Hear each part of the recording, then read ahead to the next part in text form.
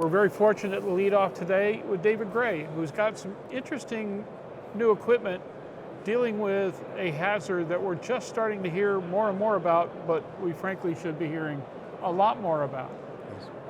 David, of course, is the grand poobah of Airtext and has done some really extraordinary things for affordable aviation communication, among other drills. But spoof proofing. Yes. Tell me about it, Dave. What are we trying to do here and why? Well, so there's some things going on right now around the world, mostly in the Middle East, the Baltic region right now. And it's a false signal that's sent up to the airplane. You know, we've all heard about jamming, which is just bringing the level of noise up and obscuring GPS. But now there's a sophisticated issue happening where they go in and they spoof the GPS and actually give it a signal that makes the airplane think that it's somewhere else. It confuses the navigation of the airplane, and quite frankly, it takes out other very important pieces of equipment. A lot of confusion in the cockpit, but also a lot of hazard. So I've been working on this for a little over 5 months. And we first saw it in the Mideast as we talked. You know, there's a lot of conflict going on. So what happened was, I'm going to use a prop here, if you don't mind. So well, actually, that's a jet. Well, I have a prop, but I'm going to use the blue jet. Hey, I'm going jet if you're going jet. Okay. Not a problem. All right. So let's pretend that this is a spoofing signal, kind of like a VOR, right? A signal is sent up omnidirectional, and an airplane flies into this area. So everything's good right now. He's on course, he or she, and it gets in this area. All of a sudden, it's getting information that even though the airplane is here, it now thinks that the airplane is over here, generally a couple 100 miles away from where you really are. So what does the airplane do? The airplane says, oh, my course is over here. I want to correct this way.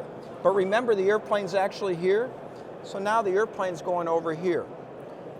Now at the speeds that we're flying at, a Gulfstream would do about 8 miles a minute.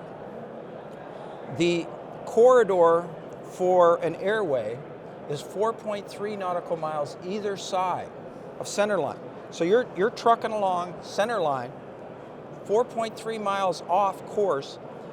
That only takes a matter of 6 or 7 minutes. If you had a 5-degree heading change. We've flown a lot, right? And you know a 5-degree heading change is not a lot. I mean, the autopilot takes that 5-degree heading change, or maybe 10 degrees or more. You would notice it, but if it's a small heading change, you can quickly be off the airway, and God forbid, you get off for 10 degrees or better, you're now in someone else's airspace. And so there's been instances over in the Middle East where airplanes have almost gone into Iranian airspace. And then what we would fear is that either the airplane would be intercepted or, God forbid, shot down. So the interesting thing is, this airplane goes in here, it's now thinking it's there. This airplane comes in this way, it thinks it's there. This airplane comes from this direction, it thinks it's there. That time frame to go through this corridor, it's about 400 nautical miles. We're looking at 45 minutes or so that it is confused. Any of these airplanes are now not getting TCAS, they're not getting enhanced ground procs, no ADS-B. It's all in that L-band frequency. And so what's happened to their nav systems is they become corrupted, because some airplanes have called in, what day is it? What time is it? GPS is dependent upon clocks, and the clock timing is off. Again, the position, we could see some obvious things there. So we've came up with a system that can alert the pilot as soon as that airplane has entered the airspace, and we're talking within 2 seconds that we can notify the pilot via an annunciator the pilot can then do what needs to be done very quickly is the autopilot has to come out of nav mode and needs to go into heading mode. Then we tell them, okay, fly your flight plan heading, your winded flight plan heading. So you might have made a small correction, but then you're back on your winded flight plan heading, and you want to maintain that until you fly outside of this region. So we have... Well, there's a big trick that you got to pull here, and that is the differentiation between what's real and what's being spoofed. Exactly. How the heck do you do that? That's got to be a game. Well, I guess I ought to go backwards. Okay, so we've had a product called Airtext. I've done that before. And we've had a product called Airtext Plus. This weighs 1 pound. It's an iridium-based system. Now, what's interesting about GPS is so far up in the sky, it's like looking at a light bulb, a 100-watt light bulb in Chicago from New York City. Iridium is 1,000 times more powerful because it's in a lower orbit. It's 1,000 times more powerful. So we have communication capability with Iridium, but we also have our own GPS in there. And what's different with our GPS to the GPS in the airplanes, GPS is the United States navigation system. 30 years ago, GPS was first certified. And so a lot has happened since then, but there's other constellations of satellites in the sky. So we use 3 times as many satellites as just the GPS satellites. We're using other constellations to figure out our position. And so we have some very sophisticated algorithms to define when spoofing or jamming happen. Okay. And we could detect that, and then what we do, we can notify them through different annunciators. Now this is a portable annunciator. It operates off of 4 AAA batteries. It uses e-ink technology. So right now it says, this is the tail number, warning spoofing. GPS spoofing detected, autopilot to heading, deselect GPS. So this being e-ink technology, it's not drawing any power to rewrite that. We only rewrite when we have a message. We also can do a message, we can send to a pilot's iPad or to their phone, okay, a message Bluetooth through our Airtext. And we also have a hardwired solution, which we go to an annunciator in the cockpit, we'll flash that annunciator, they can acknowledge it by pressing that. But all this is done very rapidly. We're looking at not just our GPS, but we've always had 2 channels of 429 receive only. So 429 is like the communications bus, and so we're monitoring those things that we know will trigger a spoofing event, that this happens and boom, we can detect it, and then we notify the pilot right away. The last thing that I think is very significant, and this is coming from the IATI and the airline pilots that are flying in the spoofing area all the time. They say, we want to know, as soon as this happens, we would like that information to go to EASA, to go to IATI, go to your dispatch. So because this is a communication tool. Especially if you want to identify the culprits. Exactly, you could, but we can communicate to other airplanes, hey, you're going to experience it, it's going to happen here, and we tell them when the event happens and when the event is over. Fascinating. Now, as I understand the technology, some of the spoofing applications aren't beyond the technical capability of most. If bad actors, or best way to put it is simply that rather than the words I'd like to use. But the amount of danger that can be encountered in this is extraordinary. I'm just amazed to a certain extent that people aren't paying more attention to it now outside of you. A lot of people think it's over there. It's not my problem. It's over there. It's happening here. It's happening here. It has happened here. If I recall, there was one incident that ATC got involved and warned somebody from smacking the side of a hill. In Sun Valley, yep. Idaho. I think it's Idaho. And then there was, as recent as 18 months ago at DFW here, they had runway 35 right closed down because they couldn't use any signals. So it doesn't have to just be omnidirectional. You could use a conical antenna to be very directional. Denver was down 2 years ago for 30 hours. So Denver is the number 3 airport of volume. Dallas is the number 2 airport in the United States in volume. So that's pretty significant. Yeah. And it's kind of crickets that we don't hear the government talking about it. We don't hear major manufacturers talking about it. And so what's unique about our product is that we're not hooked to the autopilot. We can provide this independent position information, and then we dead reckon as well, but we're knowing exactly when the event happened, and we can go from there with our data. And we just have these hooks that were tied into the airplane just to listen so that we can't become corrupted like other systems in the airplane. Wow. You said you've been working on this for 5 months? Yes. What inspired the idea? Well, I'm an old guy, right? I was a navigator, instructor navigator in the Air Force. Okay. Thank you for your service.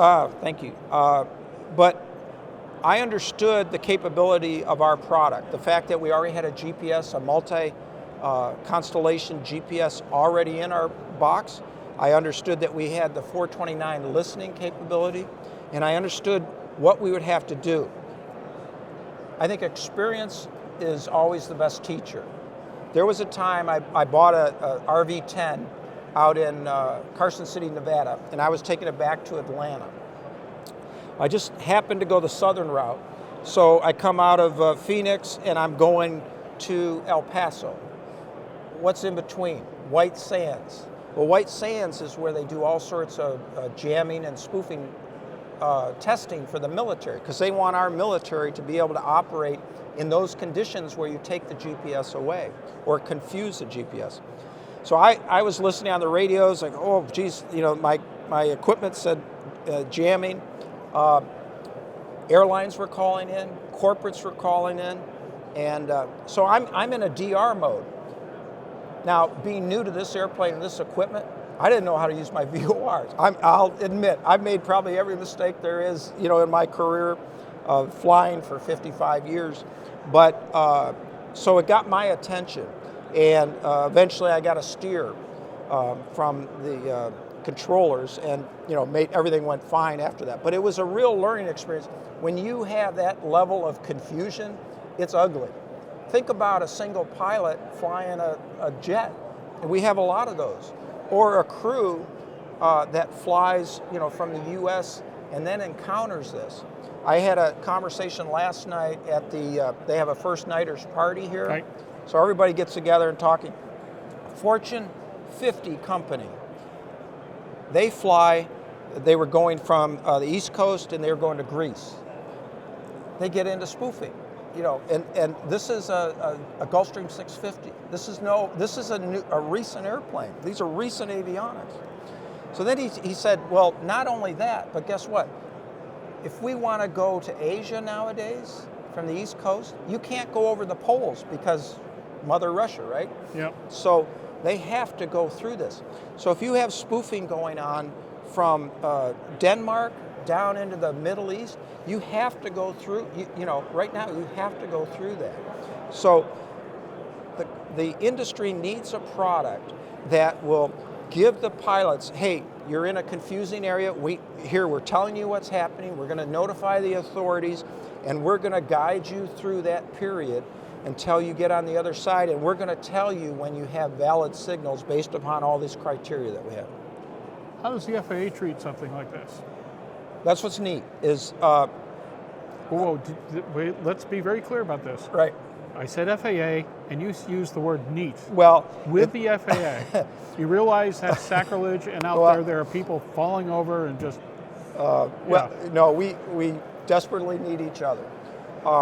Because our product is independent, because our product is not hooked to the autopilot, we are an independent source of information. Back in the old days, when they would deliver an airplane from Europe, come back over to the States, we would fly with triple inertials. And the inertials were going this way, hither and yon. And they were allowed to be off for so many miles, so much more than today. And we would update it with a portable GPS, because that technology, like I said, it wasn't certified till 30 years ago, but the technology came out. So this is much like that. We're an independent source, and we can provide guidance to the pilot. The pilot would then want to, make a decision with this knowledge that wasn't available. So we're not corrupted. We have a very valid position information for you.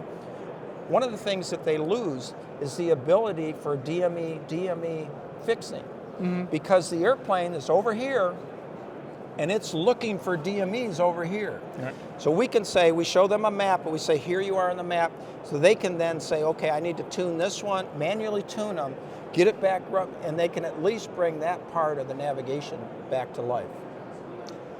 Okay, well, if all of a sudden I win the lottery tomorrow and buy my dream Gulfstream, what's it going to take to install? What's my downtime? What's my cost? What's required to be properly equipped against spoofing and some really nasty people who would do something like that? Yes.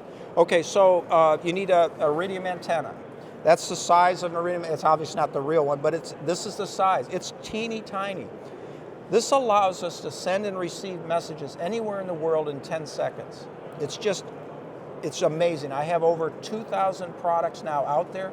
I have 0 in for returns for repairs, and that's outstanding. So you need the antenna, you need the box. This box weighs 1 pound. The box is normally located, in an avionics bay or somewhere in the cabin or the cockpit. So that installation with antenna, you hook it up to power, two lines of 429. And if you generate a message to the annunciator, then you would send wires to the annunciator. All that being said, installed probably in the neighborhood, because it depends on the airplane and what the interior's like, you're maybe $45,000. Okay. Which in Gulfstream money is nothing. Nothing. Well, it's something, and I always try to keep the cost as a consideration. And again, it's 5 cents a text, so it's really a good product. Well, it's an exciting idea. The big question is whether or not the industry is going to pay attention, or what it's going to take for it to pay attention. I shouldn't say if, it's a matter of when. To my knowledge, we haven't had a major incident that resulted in a catastrophe per se that we know of. Right. But with the kind of bad actors that are out there right now, and especially in certain parts of the world where they're just going to hate everybody and try to mess up something, and if it happens to take out Grandma's airliner or Grandma's Gulfstream, no big deal. We've got to do something about it, but it's just amazing that we have to do things like that in this day and age. It is, but we need to, technology evolves very quickly, and these software-defined radios are available all around, and we just want to be ahead of it. We want to have the crew be informed. We want the agencies to be informed, and we want to guide them through this process with some assurity that they're not just making it up and they're going to drift off into sovereign airspace, because we know that Russia shot down, well, I guess we know, they shot down an airliner, I don't know, and nothing's ever resolved from that, but no. I don't want anybody to be hurt or harmed, and also I don't want them to be confused, because when I was in the service, I flew KC-135s, and I could tell you, when you fly all night long, your circadian rhythm's messed up, you're tired, you're not on the top of your game, and can imagine flying out of the U.S. and going through this gauntlet on your way to Japan or someplace. I mean, it's not fun. No, not at all. Tell me a little bit about the rest of your product line. What's happening with it these days? Any developments or any particular superstars coming out of the mix? Well, we think they're all superstars, but we try to fill a niche for the retrofit market. Even though we're doing OEM products now, we try to keep the technology vibrant and exciting. We did introduce something that's kind of a look back. Back in the days, the older airplanes had avionics, and the monitors at that time was just composite video, VHS tapes, if you want to think of that. So when those products die, they need a replacement that's not going to be astronomical. Some of these people, I mean, a Falcon 900 is a great airplane, but it's many years old, and we can come in with a composite video that just blows your socks off. You have socks on, right? Unfortunately. So we have that, plus we have some solutions where we actually use tablets in order to display the map on airplanes. So we've done that, and then we've done some airliners. We did some charter 737s recently. That had to be fun. Yeah, it's all the same. It's just a bigger airframe. So we use Wi-Fi in those airplanes, and we're able to handle 60 to 120 passengers at any time. Wow. Yeah. I'll tell you what, you built up a nice little empire for yourself. And you're in an area that nobody else is quite addressing, if at all. But this product in particular, I'm very curious to see how the industry reacts to it, especially as more and more of these incidents crop up and as installations prove their worth. That should be exciting in some ways, but at the same time, the industry is going to have to pay attention that there's just more ways out there for bad actors to mess with us, and it's just not fun at all. No. And we have to be careful, right? I mean, worst thing that can happen is a high net worth person or a very public person is captured, or their airplane is captured or shot down. An airliner. If a couple airliners, God forbid, ever get into that situation where they don't know where they are and the airplanes aren't talking to each other, that's scary. Yeah, that's a big mess and a big boom waiting to happen. Not a good time. David, where can people get more information on your product line and your company? Of course, on the web, go Airtext, AIRTEXT.com. And then that's the best way to communicate nowadays, I think, just to track us down, because we're all going different directions, but we're pretty good about staying on top of projects. There you go. Well, I hope you'll keep us up to date with what's new and interesting, because I would imagine you've got ideas for successor technologies and products to piggyback on this, and just as important, other ideas in other areas. Well, that's, you're only seeing what's been worked on. The ideas are there, and that's what I have to do. I have to keep on supplying the ideas, I've never come to a show without one or two products to show. Yeah, it's always something new. You want news? Go see David. There you go. Thank you. We can't thank you enough for your time. We look forward to catching up down the line, and more important, watching the progress of this product line as well as some of your others, and please keep us up to date. Oh, well, thank you for what you do for the industry. Oh, we're having fun. It was either this or get a real job, and God knows that wasn't going to happen. Once again, David Gray of Airtext.